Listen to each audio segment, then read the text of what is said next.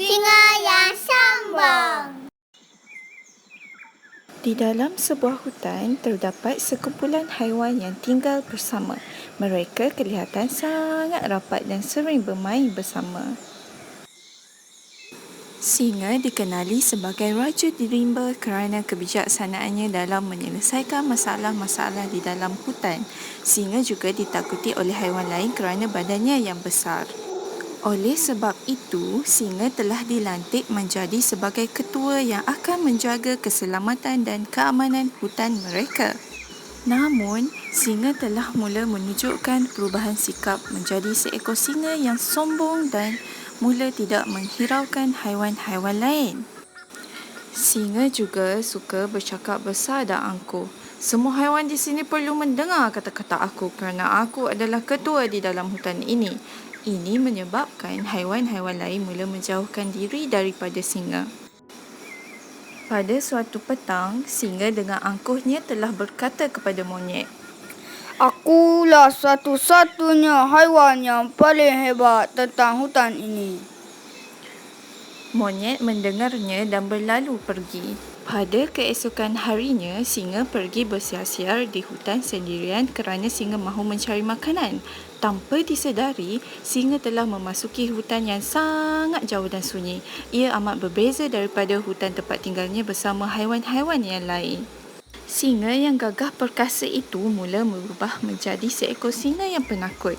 Ia juga mula meminta pertolongan serta memanggil nama haiwan-haiwan lain yang mungkin boleh membantunya keluar daripada hutan tersebut. Tolong aku gagak, tolong aku gajah, tolong aku buaya, tolong aku monyet, aku takut. Namun, tiada siapa yang mendengar jeritan singa itu. Lalu, singa itu tidur kepenatan.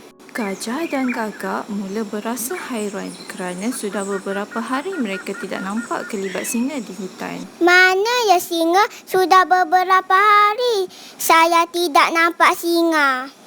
Ujar gajah kepada gagak. Gagak terbang tinggi dan mula mencari singa kerana ia risau akan tentang keadaan singa. Semasa gagak berterbangan, tiba-tiba ia terdengar suara jeritan meminta tolong. Gagak cuba mencari suara tersebut. Tiba-tiba, gagak ternampak kelibat seekor haiwan yang berlindung di celah-celah pokok yang besar di dalam hutan. Gagak mendekatinya dan rupa-rupanya ia adalah singa. Singa, kenapa kamu di sini? Ujar gagak kepada singa.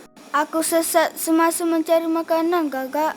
Dan singa mula menangis. Singa meminta pertolongan daripada gagak untuk membawanya keluar daripada hutan tersebut.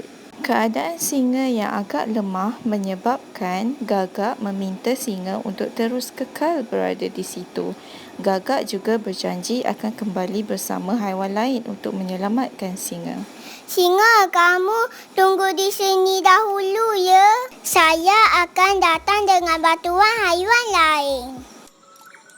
Setibanya gagak di hutan, gagak segera menceritakan keadaan singa yang lemah kerana telah sesat di dalam hutan semasa mencari makanan. Gajah, monyet dan buaya, saya telah jumpai singa di dalam hutan. Singa nampak sangat lemah dan badannya juga agak susut kerana sudah lebih 3 hari singa tidak makan. Kita perlu selamatkan singa. Namun, monyet tidak menghiraukan apa yang diperkatakan oleh gagak. Monyet juga menyatakan, sudahlah, aku tidak mahu menolong singa. Singa sering berkata angkuh dan selalu merasa dirinya begitu hebat. Kenapa aku perlu menolongnya? Ujar monyet. Usahlah begitu, monyet. Singa tetap kawan kita. Kita perlu menolongnya. Setelah dipujuk, akhirnya monyet bersetuju untuk menolong singa yang sesat di dalam hutan. Dalam perjalanan, tiba-tiba terdapat timbunan kayu yang patah yang telah menghalang jalan mereka. Ia menyebabkan mereka sukar untuk melepasi jalan tersebut untuk menolong singa. Tetapi, monyet yang bijak terus memberi cadangan untuk berenang menyeberangi sungai demi menyelamatkan singa. Maka, gajah, buaya dan monyet berenang bersama-sama menyeberangi sungai tersebut. Setibanya mereka di sana, singa kelihatan begitu lemah. Kami akan menyelamatkan kamu, singa. Jangan risau. Naiklah ke atas badan saya yang keras ini. Saya akan bantu kamu menyeberangi sungai ini. Ujar buaya. Setelah tiba di hutan tempat tinggal mereka, singa berterima kasih kepada haiwan-haiwan lain kerana sudi membantunya.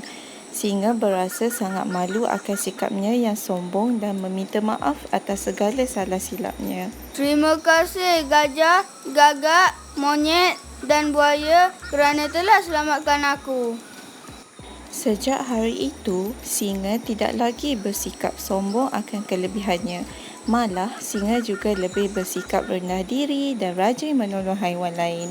Haiwan-haiwan lain senang akan sikap singa yang kini telah berubah dan akhirnya mereka hidup gembira bersama-sama.